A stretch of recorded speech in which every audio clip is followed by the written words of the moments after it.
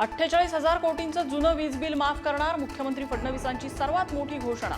76% शेतकऱ्यांना दिवसा वीज देतो, लवकरच 100%पर्यंत शेतकऱ्यांना दिवसा वीज देऊ, मुख्यमंत्र्यांचं आश्वासन।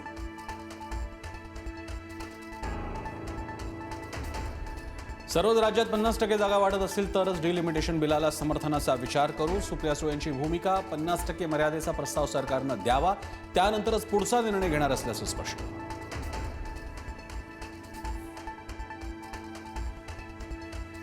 डिलिमिटेशन बिलाला ठाकरे आणि पवारांचा पाठिंबा नाही, विधेयक आल्यावरच एकत्र बसून निर्णय घेऊ, सुप्रिया सुळेंच्या भूमिकेवर राऊतांची प्रतिक्रिया। तर इंडिया अलायन्स सोबत चर्चा करून भूमिका घेणार, हर्षवर्धन सपकाळांचं स्पष्टीकरण।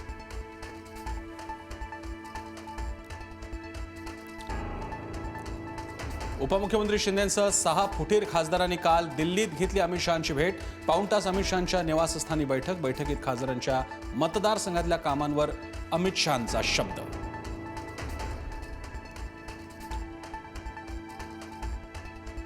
मुख्यमंत्री फडणवीसांच्या भेटीवर जयंत पाटलांचं स्पष्टीकरण। इस्लामपूर नगराध्यक्षाच्या अपात्रतेच्या मुद्द्यावर भेट घेतली, विलीनीकरणाचा कोणताही विषय भेटीत नव्हता, जयंत पाटलांची माहिती।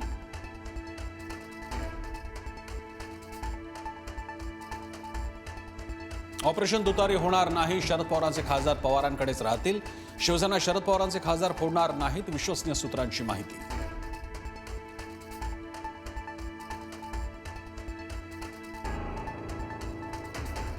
शिवसेनेच्या रामरक्षा पठण उपक्रमानंतर आता काँग्रेस काढणार रामभक्त आस्था जागरण यात्रा। 19 जुलैला नागपूरमधल्या रामटेकच्या गड मंदिरातून होणार यात्रेला प्रारंभ।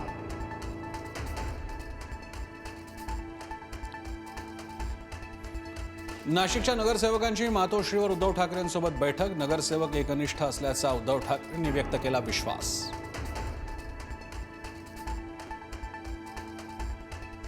गिरिजा राऊत छळ प्रकरणात विनायक राऊतांसह त्यांची पत्नी आणि गीतेश राऊत यांचा जामीन फेटाळला, कोणत्याही क्षणी अटकेची शक्यता।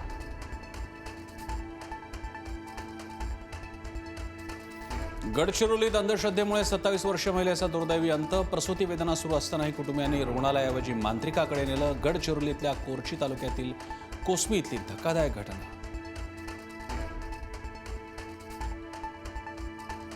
बोगस बियाण्यांवरून आमदार बच्चू कडू आक्रमक, बोगस बियाण्यांना आळा घालण्यासाठी केंद्रीय कृषी मंत्र्यांनी कायदा करावा, आमदार बच्चू कडू यांची मागणी।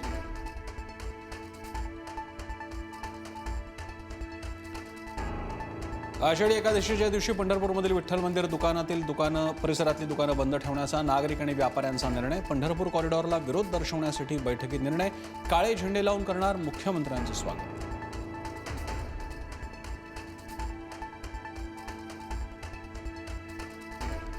नाशिकमधील भावली पर्यटक हल्ला प्रकरणातल्या आरोपींची पोलिसांकडून धिंड, पर्यटकांच्या मनातील भीती दूर करण्यासाठी पोलीस ऍक्शन मोडवर।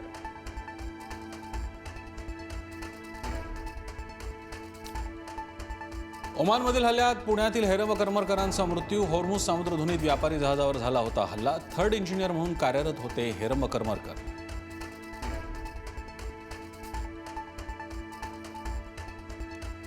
आजपासून नवी मुंबई विमानतळावरून थेट अबुधाबी सेवा। नवी मुंबई विमानतळावरून आंतरराष्ट्रीय सेवेला सुरुवात, आठवड्यातून 3 दिवस एअर इंडिया एक्सप्रेसची अबुधाबी सेवा सुरू।